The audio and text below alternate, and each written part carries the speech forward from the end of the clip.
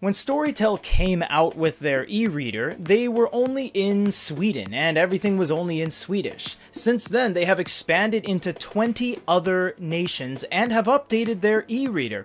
This is, for all intents and purposes, the second generation Storytel. Comes in an all-new box, and it has some subtle changes to the overall packaging, the presentation, and the unit itself. So we're going to crack this open, because this is exciting. Storytel hasn't been in the public spotlight for quite some time, and mostly because, well, they haven't really released anything. Take off the plastic like that. We're just going to turn this around. You guys can pause the video at any point in time if you want to read what it is all about on the back. Go ahead. And this should still open up like a book. It does. Alright, stories for everyone, anytime, anywhere. Now the first thing you're going to notice is the first generation when we got this 3 years ago was only in Swedish. There was no English anywhere. Now the entire retail packaging is in English, and it comes with an all-new USB-C cable.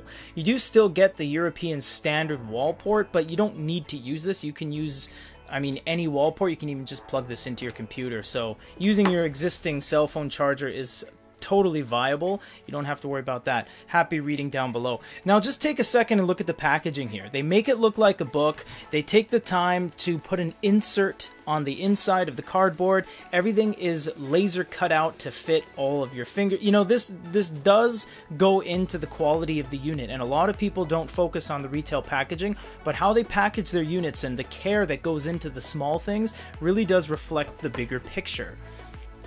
So we're going to open this up, take it out of the little bag here. And this is just called the Reader. It's called the Storytel Reader.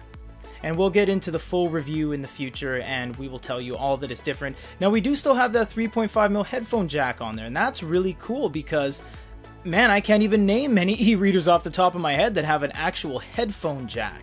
Not Bluetooth, not speakers, you know, an actual headphone jack. This does have some certification stamps on the back. It doesn't look like it has FCC, but we will let you know more on that in the future. It is embossed with their signature little orange, I think it's an apostrophe, I would imagine.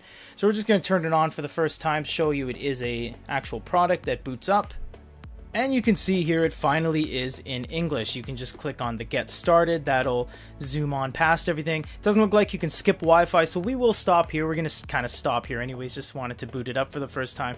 But this unit is looking very good, and it's very nice to see not so much a revival, but more of an international expansion by Storytel. Before they were just in one singular market. Now they've expanded into many different markets, including a huge presence in Singapore. Stay tuned for the full review, but for now, this is the Storytel Reader, second generation, 2021. For GoodyReader.com, this is Peter.